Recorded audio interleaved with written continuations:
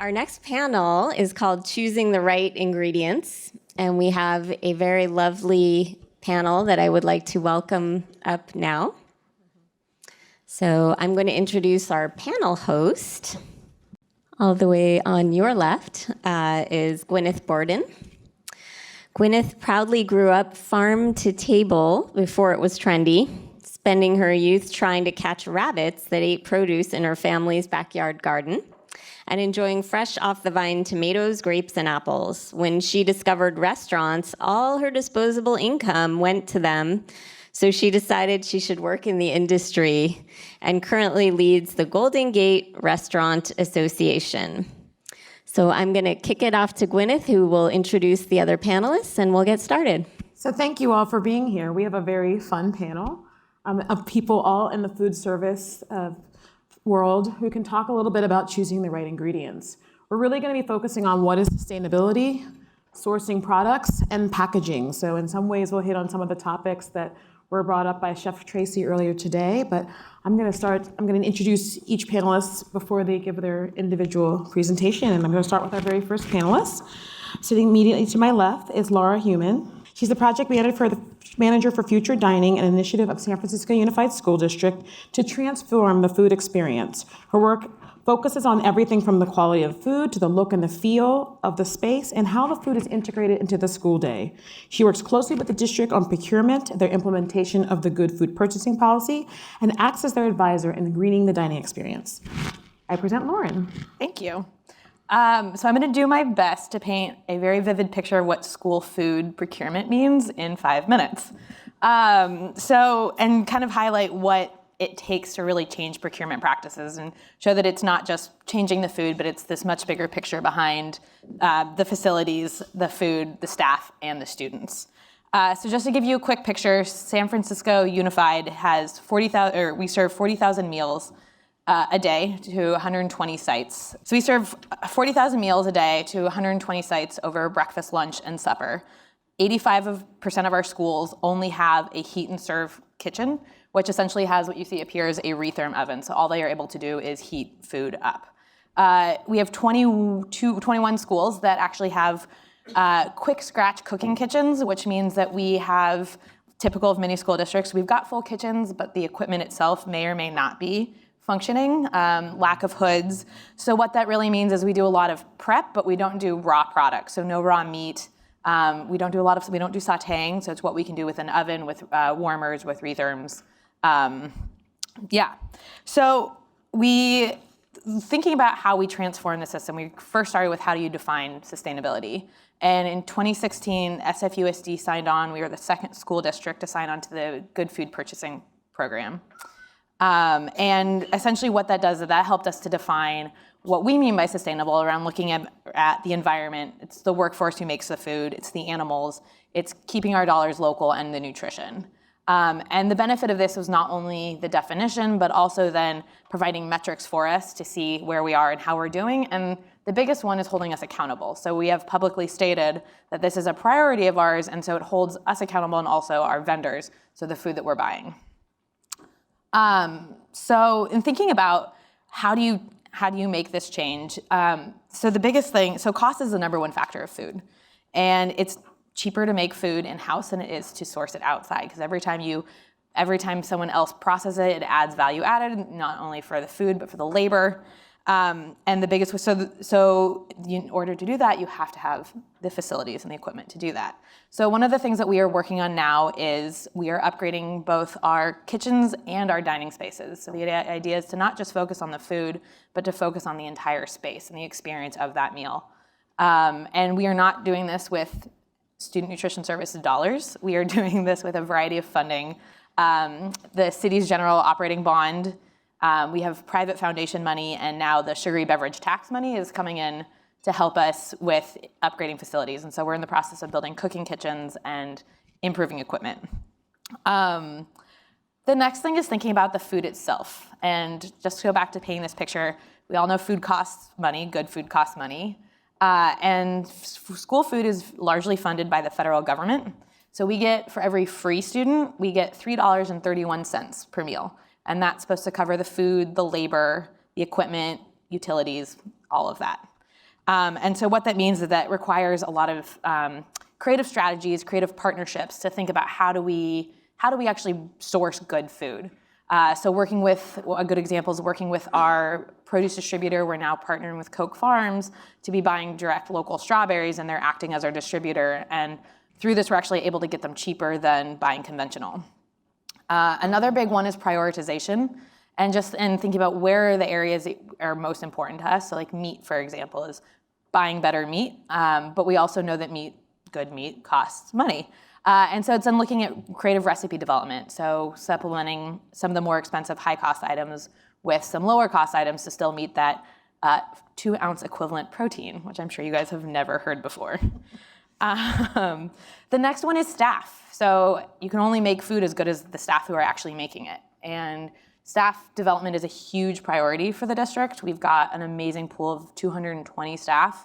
But in order, as we're shifting over to from scratch cooking, it's also getting our staff both on board and wanting to be a part of it, and giving them the skills that they need to actually be able to cook the food.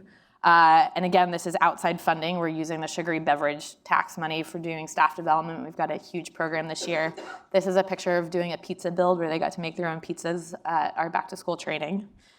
And then the last part of it is students. So if students aren't going to eat the food, then what is it all for? And so looking at ways that we're focusing on ways to engage students. So recipe testing. This last spring we did 30 recipes over at 10 schools, and the idea is to not maybe do it as something special, but integrate it into the typical meal day, so that it's not, oh, this is new and I love it, but oh, I would eat this on a regular day. And then also we have a school food advisory, so we've got a group of high school students that are actually integrated into the school meal program and are making changes every single day with us.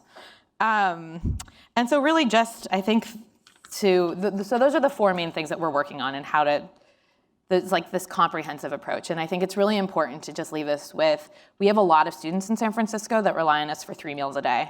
And in order to provide them with good food, it's not just being able to provide the food, but it's this comprehensive systems change that takes a lot of time. So. Thank you so much, Lauren. Now we're going to move on to Anthony Myint, who's going to be talking a bit about sustainable beef and carbon and soil. So when Anthony Myint is not serving up delicious food through the 3 restaurants he's engaged in, the Perennial, Commonwealth, and Mission Chinese, he's leading change in the restaurant industry to focus on lowering its carbon footprint through his nonprofit Zero Foodprint. Anthony. Thanks. So first I would like to say quickly thank you to Acterra for hosting the conference. Thanks to LinkedIn, who amazingly has decided to make their whole cafe carbon neutral this week. So you can learn more about that. And I'm going to get into it also, but first I'll just say, so I've been cooking for like 14 years. I've been a quote chef for 10 years. There's a lot of things about food, even after 10 years, that I just learned very recently. And so I kind of want to start there and ask the room just a quick question, since we're talking about sourcing. What % of the food in the US do you think is grown in healthy soil? So I'll just say quickly, organics represent 5% of the market after 40 years. I think a lot of the food that is grown organically is not necessarily focused on healthy soil, but simply not using unapproved chemicals. So I'm hoping that we're on the cusp of basically farm to table 2.0, where there's a focus on healthy soil instead of just yield and profitability. This is a cover story from the New York Times Magazine in April surrounding Earth Day. Can dirt save Earth? I drew a little red arrow and changed the question mark to an exclamation point because last week, a couple weeks ago, a new article came out based on research at UC Berkeley. You can get into this really inscrutable scientific article if you want, but basically it's been in peer review for many years on the work that is going on in the Marin area, this organization called the Marine Carbon Project. Basically the article, the scientists have confirmed dirt can save Earth. So I'm going to get into that in a minute, but basically we started a restaurant recently called the Perennial, and that is, well, first I'll say quickly, we have a restaurant called Mission Chinese Food. It is not about the food system and food politics. It's like a party restaurant with cheap beer and spicy Chinese food. It's a good time. And I think the question there is well, if you're that, if you have an identity, if you're a restaurant, where people are expecting $15 takeout or whatever, which is already kind of expensive for Chinese takeout, how can you do the right thing? And so I want to make the argument today that there is a way to do the right thing and create what I'm going to call a renewable food system. And I think that is a useful term because I think that food should be considered in the same way that renewable energy is considered. You don't have to go put a solar panel on your roof to support renewable energy. Sourcing well is extremely important, and congratulations if you can do that. And if you can't do it, you can also still support the transition of farms towards better practices and the improvement of soil health financially. Some people call that an offset. I call that a circular economy. So we started this restaurant recently called the Perennial. Up here are some images. There's bread made with this perennial grain. There's a cartoon. Plants have the power to pull carbon dioxide out of the atmosphere and store it in the soil. This is a really important concept. We understand planting trees is important, but that is sort of like not related to capitalism. That's kind of like conservation. Farmland has the same potential as planting trees by taking greenhouse gases and storing it in the soil. So we need to start restoring the organic matter in soil. On the bottom is a life-size picture of annual wheat versus the perennial grain kernza. I'm sorry, it's not life-size, but to scale. So you can see like how much bigger the root mass is, how much more microbiology that root mass would support. So I'm running out of time, so I'm skipping ahead. The beef project, we serve beef at the Perennial from Stemple Creek Ranch. Over the last 5 years, the carbon farming protocol, as verified by UC Berkeley, has had the same benefit as not burning 1 million gallons of gas. They expect that benefit to continue for 8 times longer, 40 years. So 8 million gallons of gas from 1/10 of one ranch. This represents 1/2 millionth of the pasture just in the US. So I don't know if you're like catching those numbers. 8 million times 2 million gallons of gas from regenerative beef production. So when people say don't eat beef, it is true. Don't eat beef from a feedlot. Go ahead and support this kind of ranching. Both are solutions. So moving quickly into a circular economy, we're trying to get restaurants in the city to be carbon neutral. This week, with the help of Golden Gate Restaurant Association and including LinkedIn, 60 local businesses have become carbon neutral for the week. So check out our site. You can support carbon neutral restaurants. The idea here is the 10 cents, the 25 cents, whatever it is, can be supporting these kinds of farming projects. And the restaurant can learn about it too, and do some good. But they don't have to reinvent themselves because everybody has these real world constraints. So then just moving on quickly. I'm sorry, so that was the last slide. Cheers. Thank you, Anthony. We'll get to hear more from him during our Q&A. I'm moving on to Dara Silverstein. Dara Silverstein feels lucky to combine her two passions, education and sustainability, into a 20-year career working on sustainability at Harvard and Stanford. She currently runs the Sustainable Food Program at Stanford Dining, and before that she ran the Food Literacy Project at Harvard. She's thankful to Target for publishing a newspaper for kids on the environment, which first hooked her in middle school on environmental issues. In high school, she was so convinced that she'd not work in sustainability that she used to use a fake ID and got a big tattoo of the earth to remind her of what she cared about as an idealistic teen. Dara. All true. And I mean, the reason we had fun bios, but I keep thinking, going back to, I'm at an educational institution. So I do part on the purchasing side for Stanford Dining, what are we serving the students in the dining halls? And then part, how are we educating future students? We were actually just talking to Claire that one of my best interns ever works at Bon Appetit and is a stellar employee of theirs. And that's like one of the best things that I can do ever. So I always think like, what is it that hooked people in the beginning? And I'll say quickly that the woman in the black and white shirt had talked about the John Robbins book, which is actually what I wrote my college entrance essays on and made me vegan. And I worked at Baskin Robbins at the time. So it was like totally crazy. So, I'd like to hear from you guys later, like, what is it? What is that thing that, switches you into sustainability? And we think about that a lot at Stanford through different classes and research in the dining halls. So a lot of what we do is educating the future. We have these students that are 17 to 22-year-olds, plus all of the grad students that eat in the dining halls. And they're, the future leaders, they're going into careers. They're also in this time of their lives where they're shaping their food behavior. So they'll make these decisions where they will go eat, what types of restaurants. So it's a really lucky and ideal time. So we want to feed them great food and use our money wisely as much as we can. We are given a budget, and then educate them at the same time. So we think of ourselves as a living laboratory within the dining halls. And then I also have about 20 or so interns every year that I work. We have 12 organic teaching gardens. We have a teaching kitchen where they take classes. I do a lot of like capstone projects and help with students on classes. A lot of them, regenerative agriculture is one of the new things that they're researching. And even in our class, we had Tomcat come speak last year on regenerative agriculture. I mean, I'm constantly learning too, which is the amazing thing, just like Anthony said. Some of the highlights of what we do, and this is within the context of purchasing, we really do try to make relationships. When we tell people you'll be working with Stanford, we'll be buying from you, it's more than just buying. Like, we want you to come in and educate our students. So here's Jared from Pie Ranch, and I was speaking to a grad school class yesterday. There's a pre-class, and a student had been in undergrad. So when we first started buying from Jared, we got a lot of kale. Like, we had kale pesto and kale pizza, and I mean, and he was like, oh yes, I remember that from 4 years ago, like all that kale. So, but we'd also bring Jared in, and he also did a fellowship at Stanford, and really like making that connection with the students. So that was at our teaching kitchen. We first launched it. And this is Kirk of Taco River Reds. And this is one of, I think, like the coolest purchasing programs that we have. So they're a family fishery in Juneau, Alaska. In the off season, they only fish in the summer. In the off season, he actually works on, him and his wife, both on sustainability policy issues. And so they're also educators. So my boss, Eric Montel, set this up many years ago. I think we've been purchasing them about 8 years.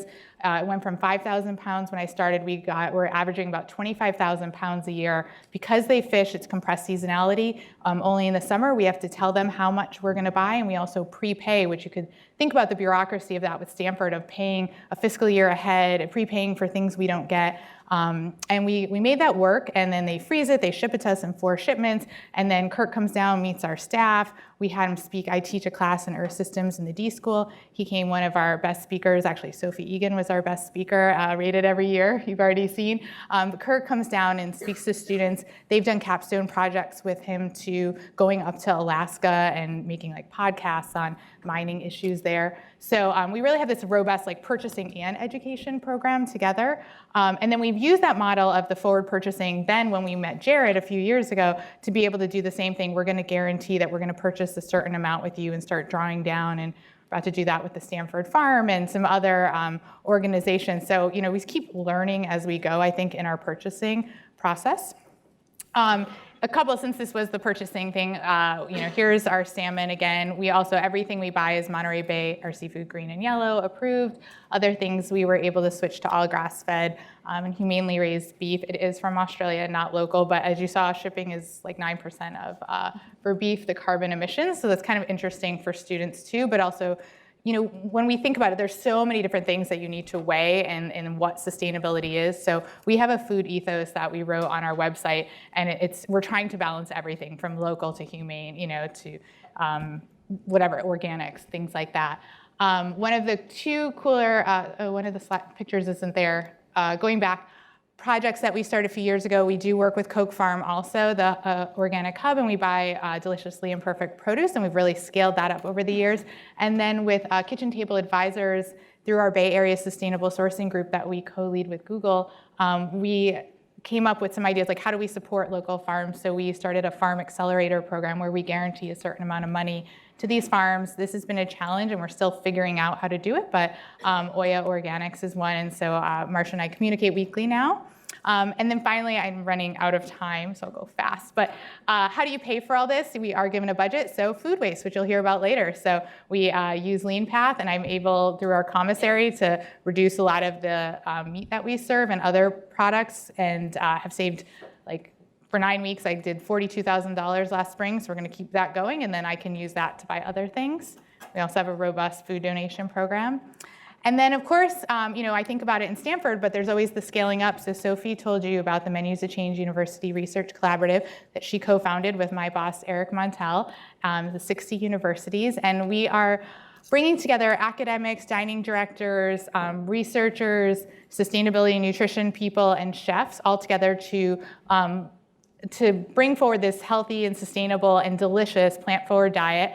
And we have many different ways we do it, but there is an education working group. There's a lot of research that we do in the dining halls at our tasting tables. And then we're doing all this research and education across all of these universities. Also working on purchasing together is another one of our goals that we're working on. And when we've looked at it, we as a group serve 700,000 meals every day. And then when we look at these current students' future meals that they'll eat, that's 15 billion meals, and a lot of them will be leaders who may go on to found food system, things, or, like we talked about Google and their food program, which serves way more meals than we do. And then these are just some quick examples, some of the research on labeling. So how do we label and get students to eat more vegetables? We've done studies with the Department of Psychology. And then actually, because it's a living laboratory, quickly turned around and changed all of our labels, and it really increased the amount of vegetables that students eat. And you can find that, it's actually in the Journal of American Medical Association, very widely known. And then there's some education programming at Northeastern, one of our main members of MCRC. So that is it. And now we're going to have our final panelist, which is Claire Cummings. Claire Cummings is a trash-talking, waste-fighting garbage guru, aka Waste Programs Manager, for Bon Appétit Management Company, who made our delicious lunch, a sustainable food service provider that feeds colleges and corporate campuses throughout the country. When she's not working with chefs and managers to promote zero waste in food service, she's striving for less packaging and food waste in her personal life. In fact, she once spent an entire month tracking every piece of trash she ever personally generated. Claire. Hi, everybody. So in 2016, Bon Appetit was selected as the recipient of the Acterra Award for Sustainability because we were the first in the food service industry to support local agriculture, support farm workers' rights, serve seafood that follows Monterey Bay Aquarium Seafood Watch sustainability guidelines, and reduce antibiotic use in farm animals. And while I would happily talk about all of those initiatives today, I'm going to focus specifically on our low carbon lifestyle initiative. So back in 2007, we put ourselves on a low carbon diet as a way to reduce our greenhouse gas emissions company-wide.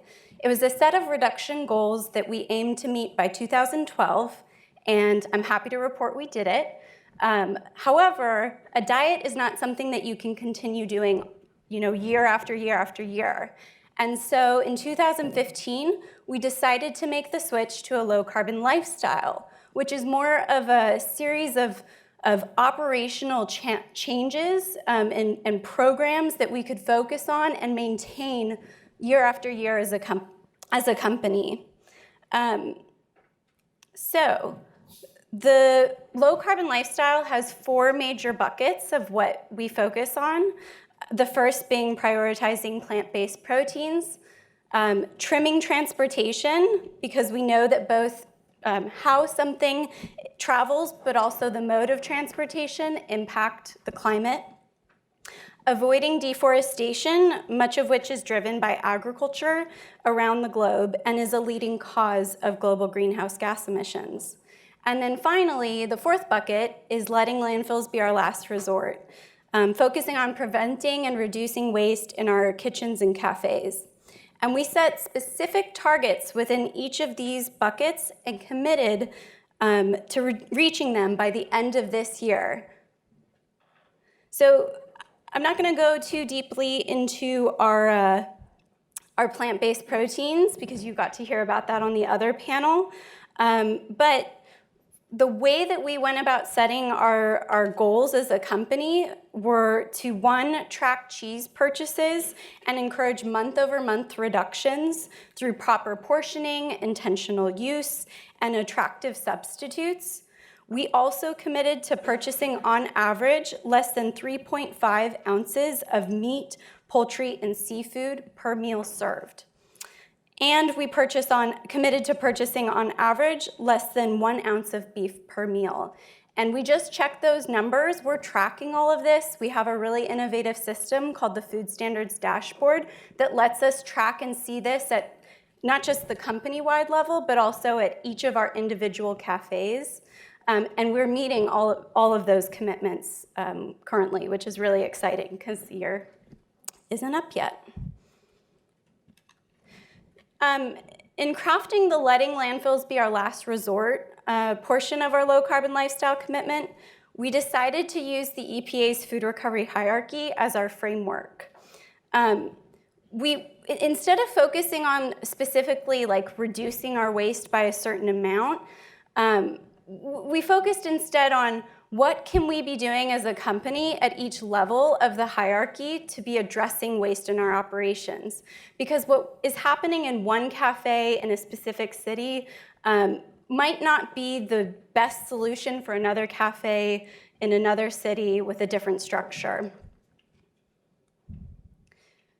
So as part of that commitment, we decided that we would agree to have the majority of our accounts, which is at least 80% of our accounts, get food recovery verified. So that means that we're committing that all of our accounts, 80% of our accounts are going to be regularly donating their excess food to people in need, but also verified by an outside third party to confirm that we're doing so and to ensure year after year that those programs stay in place. Because as we all know, if a chef moves on to a different operation or the summer break happens, it's really easy for these programs to fall off. And so that allows us to maintain a sense of commitment to these programs year after year. We also, as a way to meet this part of our low carbon lifestyle commitment, we decided that our teams could be reducing waste at the source in one of 5 possible meaningful ways. And one of those ways is by regularly purchasing imperfectly delicious produce. Imperfectly delicious produce is an initiative that we started back in 2014 to look within our existing supply chain to find ways to prevent and reduce waste that was happening on farms and during distribution because of cosmetic challenges. And we've been able to save over 3 million pounds of produce through this program since it started. But the one thing I do want to point out about this initiative that I think is really cool and unique is that we're not just looking at how to address waste due to the cosmetic imperfections, we're also looking at how to utilize all of the plant. So this is a picture of an actual broccoli plant that we were looking at trying to save not just the broccoli crown pieces that fall off when it's processed, but also the leaf and the stem that often are left in the field.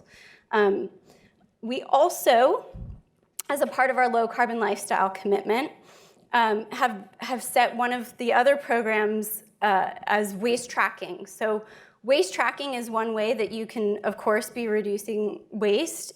What gets measured gets managed.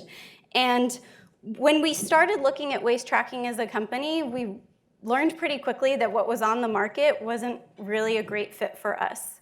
There are really archaic systems where you're just using a pencil and a tally sheet.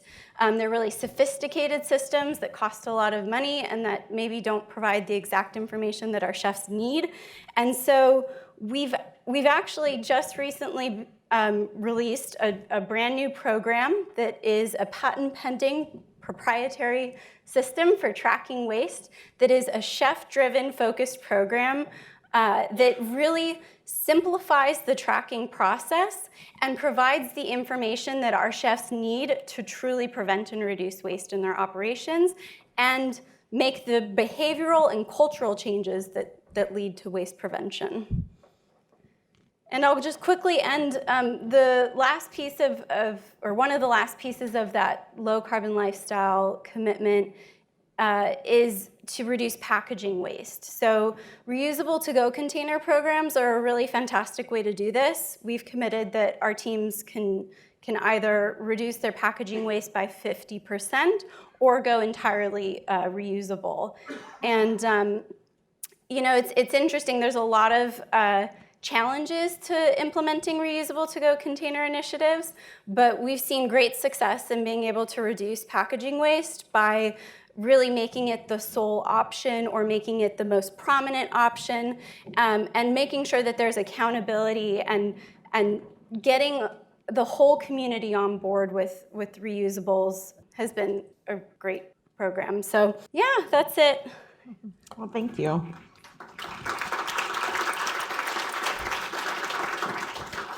So we have a lot of information that we heard in this panel, and I think everyone started out talking about practices related to sustainability.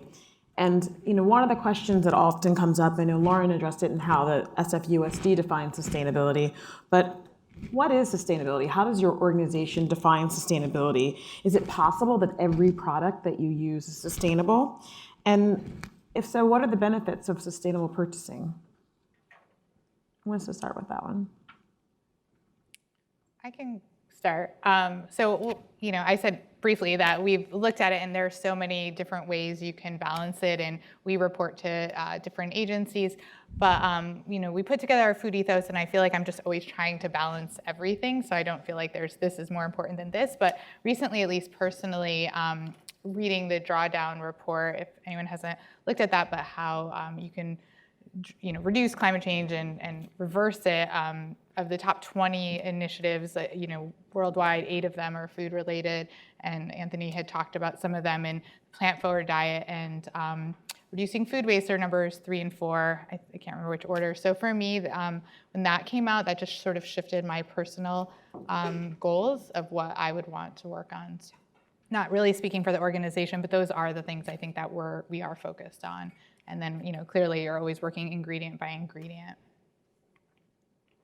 About the rest of you, is there a specific philosophy over what is sustainable, or what products have to be sustainable in your organizations? For me, for sure, I think it is simplifying to use the metric of carbon, of climate change as the goal, carbon as the metric. That is quantifiable, it's translatable economically. San Francisco has pledged to go carbon neutral. It's universal across industries, and so it does not create an argument about what's more important than the other things. I think we all want to reverse climate change. My second would be soil organic matter, and so that is not widely in distribution. We're working on trying to change that, but farmers pretty much everywhere conduct a normal soil sample, $10 test. You have a number, soil organic matter. That's the most important number. That's like, if you're a college admissions officer, that's the GPA. As buyers, we don't have that, and we need to know that. You brought up something in your talk, Anthony, about organics, and that not all organics are grown in good soil, and so that it always begs the question. People are always trying to decide, is it more sustainable to buy organics, and if so, like what products should be organic? I want to talk a little bit about their practices in that space. So I'll just say we focused more, I would say, holistically on that topic. We don't have a company-wide commitment around organics, but we have so many other commitments that kind of circle around making sure that what we're sourcing is, produced in a way that we feel proud of. And our Farm to Fork program focuses not just on a label, like a certification, but focuses on working with small owner-operated farms that are near our cafes, that are farming in a way that, is good for the earth. So. For an acre of soil, if the soil has 1% more organic matter, that soil can hold 27,000 more gallons of water for the top 6 inches. So again, here's the thing where if you spray a squirt of pesticide, but your soil is like super healthy, creating really nutrient-dense food, holding a lot of water, climate resistant, basically fighting climate change through good stewardship, it's hard to say what, I would rather know more about that. And I think we need more of that kind of information in the world than just the certification. And I would just echo, I think you earlier said it's all about balance and finding it's based on cost. There's a lot of priorities that we all have to make those decisions. And earlier we learned that transportation is a really small part of it. And so it's kind of understanding whether it's organic or it's this bigger picture. And I think we're kind of coming to understand that organic is one term in a much bigger system. And that for different people and different products too, I think that and also different sources, that definition changes. One of the areas that was actually discussed earlier, but was related, was around packaging. And actually, Chef Tracy talked about how her son didn't want to receive any food that came in plastic. I was wondering how all of you deal with the big part of food packaging, because it's not just the takeaway containers, but it's how it arrives to your kitchen in the first place, and how it goes through the transportation process.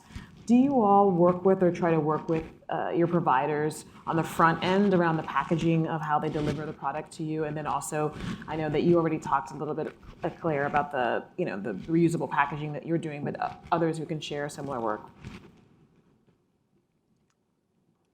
I mean, we're lucky the dining halls were all reusables except for just the late night operations, which is an area of opportunity, I would say. And then, the compostable to-go cups have crept back because despite giving students reusable coffee mugs every year, they don't bring them back. So there's just a huge behavior change issue that is like a great research project for us to study of like, why can't we get them to change that? And I know it's not us, everyone probably has these issues.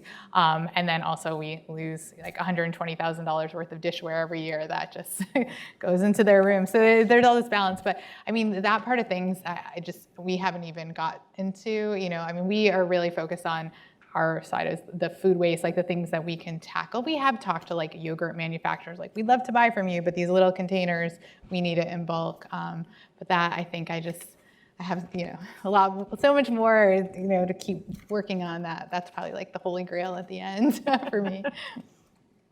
So packaging is one of like the biggest issues in a school district, in our school district at least. I don't know if any of you guys have students in San Francisco Unified, but essentially every single item we have is pre-packaged. And there's a lot of, it's this kind of, you saw that we have to heat food in. So there's a lot of challenges, and it's something that we're really focusing on looking into, but in doing it in a meaningful way. And there's a couple different sides of this. One is looking at, thinking about like our in-house prepared meals, that not only is it, for us, we were talking about this just yesterday, that if we can make in bulk, that means that we can save on labor. So instead of spending time packaging, individualizing everything, not only will we be getting rid of a plastic container, but we could also be cutting back our labor so it doesn't take quite so long to make more meals. And then it goes back to infrastructure. So the reason why we serve it in the containers that we do is having the proper infrastructure and being able to hold it at temperature. So these little different parts of it that actually contribute into being able to create that meal experience. And then I think it also speaks to that idea of the meal experience is how would you want to get your food? So not only is it environmentally less impactful, but you can also change the experience for something that students would be excited to be a part of. On the other side of it, we also do, I mentioned before, 85% of our meals come in pre-made. And we've been looking into how do we change that packaging? Because for right now, that's just not changing. And we're looking into ways of doing, and it's not changing just because change takes time.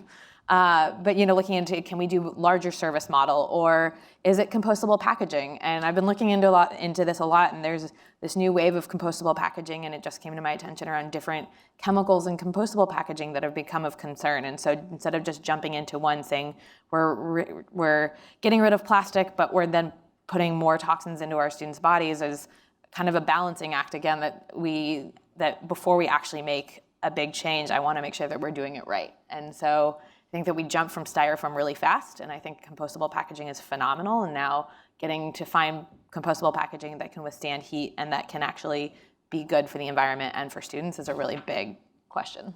Right, and I think a lot of people didn't realize that a lot of the compostable packaging isn't actually compostable. It ends up in the landfill because it's lined to be hot or to be cold, which is an interesting dynamic when we start talking about that. You all talked about, many of you, the low carbon lifestyle and kind of little incremental things. What could we tell everyone here today about what they can personally do in their lives to kind of move toward a more carbon neutral lifestyle? Just a couple small hacks based upon your larger food service, but people want to figure out on their daily lives what they can do. I'll say so my focus is waste, and I really try personally to carry not just a reusable water bottle with me, but reusable utensil set, and I even have a reusable straw, and those sorts of things, like those little swaps on a daily basis make a massive difference when you actually start to add up how many times you use something that's throwaway. I would harken back to looking at Drawdown. I find it really fascinating. I did say the food waste and the plant-forward diet, and then the regenerative agriculture and soil is one of those top 20. And so I think that's like a very easy one. And then I saw a lot of caterers here too. So I think going back to when Sophie talked about the protein flip and the blended burgers and things, that's something we do. And actually, like all of our beef is blended with mushrooms. So that's a really easy one for all the reasons she talked about too. So. Well, we're lucky we live in San Francisco, where Recology does amazing work. I would say for anybody with operations that span into areas that don't compost, I think that's the biggest thing. We're sitting here talking about like a plastic wrapper on a straw or a straw. That's huge, 500,000 straws, millions of straws, this is huge. But think about our little city, Recology collects 700 tons of compostables per day. I don't know what the population of other cities is. That is so much organic matter that is not going back into soil and instead is going into plastic bags in landfill and subsequently off-gassing. This should be viewed as basically a massive ongoing biodiesel spill. So packaging is crucial, less plastic, but this is like so much mass everywhere. And I'm going to echo everything you guys all said. And I think just on an even higher level, it's supporting businesses that are making these contributions, that are making these commitments, restaurants that are providing the food, and being thoughtful, especially about meat choices and when you go out to eat. I think it's really easy when you go out to eat to forget that you don't have to. It's not there written on the menu, so you don't have to think about it. And also, if you do have students, have them participate in the school meal program, because the more students participate, the more money schools get, which means that the better they can do. So for whatever school you guys are in, it's actually a huge, and be present, make sure your voice is heard. That's how change is made. Perfect. Well, I'm going to open up to questions to the audience, because we've got a bunch of great experts up here doing great work.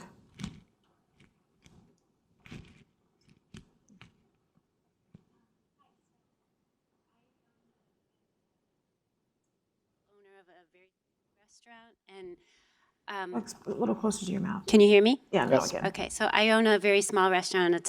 I'm a sole proprietor, and my daily challenges are employees calling in sick, deliveries not showing up, all kinds of things like that. I'm really committed to sustainability, and that's why I'm here.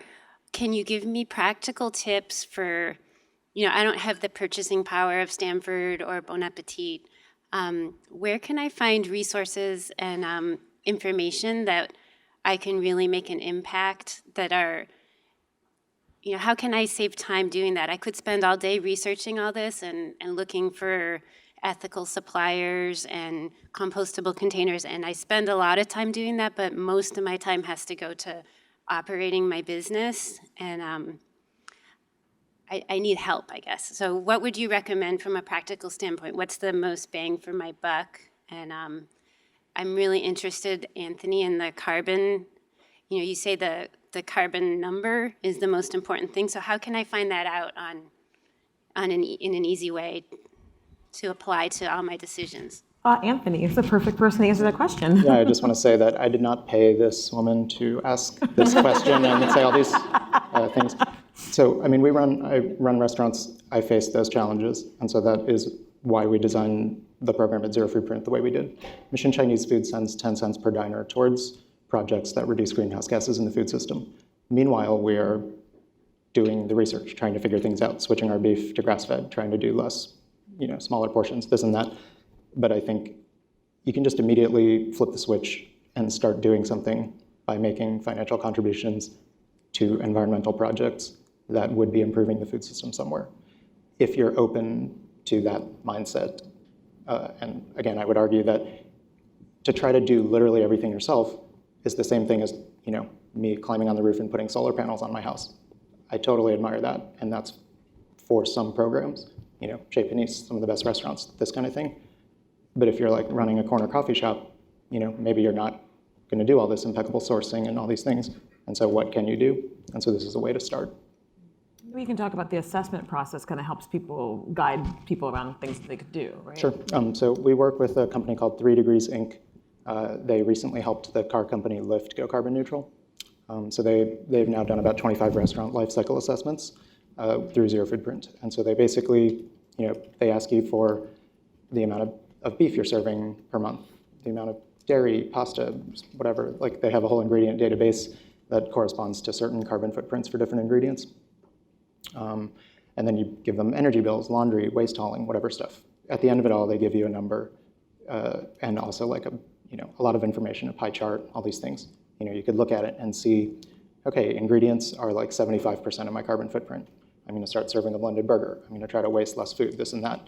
I'll bring that down to 60%, whatever. I'll bring down my carbon footprint. At the end of the day, there's still going to be a carbon footprint. And so the idea is if you send 25 cents, 10 cents towards a project, then you're carbon neutral. You're one of 20 restaurants in the world that are carbon neutral. I would like to think that people will eventually choose those restaurants. It would go a lot faster if organizations like Yelp and Google and such would make a category. So I'm really excited because I just got news today that this reservation platform, Resi, has agreed to make the category carbon neutral. So hopefully restaurants will start listing themselves on Resi and doing this, but I think in the end, you get all this information, you can make the choices that you can make over time and as they fit into your operation, but you're still able to make a significant impact. Yeah, it's great because Zero Foodprint does all the work for you, basically. Or on a green listing, and a lot of people are looking at that, so it would be a cool additional piece of information for one of them. Send them a letter. We've been talking about that with them, actually. Other questions? Thanks, panel. You all are my heroes. When I work with a lot of fast food companies and fast casual companies, we often hear that they get pressured to do something because it's a trend, like, we have to offer more gluten-free options, even though we know nutritionally or we know culinarily that that's not going to be the most satisfying, best option. I'm curious what the analogs are for you all in terms of that disconnect between things that maybe are demanded by, in the case of Lauren and Dara, from parents or students, and Anthony and Claire from customers that are perceived to have the biggest impact, but maybe aren't, and how you navigate that disconnect. Maybe just an example or two. My first example that comes to mind is the case of compostable to-go containers. So we operate in 33 states, and we have people, customers expecting us to have compostable to-go containers everywhere we operate, when in fact, there are not composting systems in place in some of those areas, or the containers that they want to source are not actually compostable with the hauler that we're working with. And it is a challenge to make sure to then also change the focus away from, well, even compostable to-go containers have an impact themselves, and we'd like you to be using reusables instead. It requires a fine sort of balancing act of education and changing behavior and making the right option the easy option, but also there's got to be an education piece, and that's a slow process. It's not a quick and easy. Yeah. I think ours, as you probably would know, would be the protein that you talked about before, just especially with like a highly student athlete program, and just with the different protein-heavy diets that students think that we're trying to make them vegetarian, or that we're just not serving enough protein, even when we have a medical school professor, Christopher Gardner, who has the most amazing research and presentation on the amount of protein you actually need. So that's like such a huge disconnect like within one campus. So that's sort of the best example. I think for me, the biggest disconnect is sort of this idea that people wouldn't welcome change. And so let's just take, for example, Stanford Dining Hall. I'm not trying to put you on the spot, but let's just say that you gave students an option. Let's do a study. The average carbon footprint for the student for the whole year would cost $50 to offset. Give the student an option to offset it. Year one, 10% of people offset it. Year two, 50%. You have a metric, it's interesting, it's a campaign that's exciting for people, and you're just giving them the option. Bon appetit, you offer your client the option. Would you like to offset? It'll improve the food system. If you you can't afford it, don't do it. But just the option. At a restaurant, you put it on the check. Diner can pay, the restaurant is going carbon neutral, charges 20 cents per diner. Diner can opt out. You know, I don't want to pay. But then it starts happening.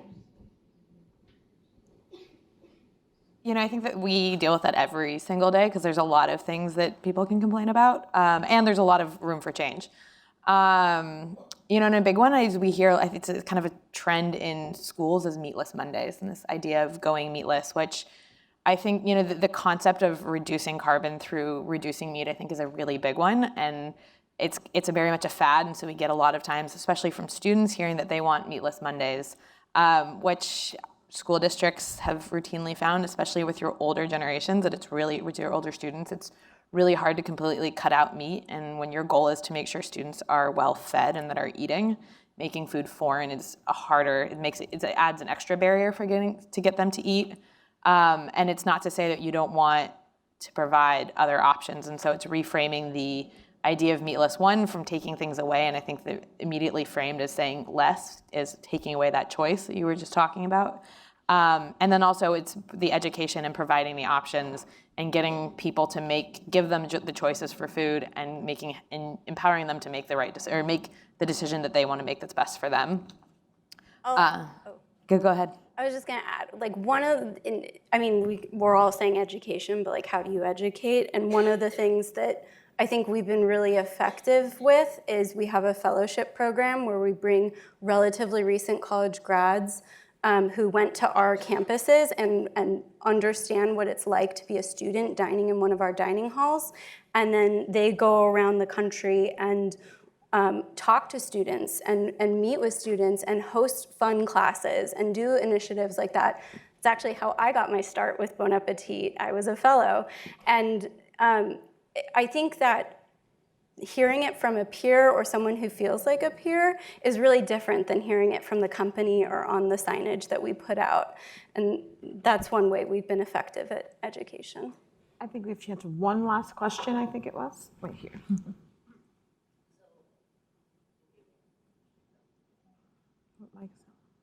Mic's not working. If you want us, we can try to repeat the question. Now, yes. So yeah, at Future Food Institute, we are writing a book about food care and food services. And one of the challenges that we found while doing research and interviewing people is how to assess, in this case, the behavior change, which is the consequence of the educational process that you have in the food service through food care. So I was curious, especially for Dara and Claire, but the four of you, if you have some specific tips and take in this topic.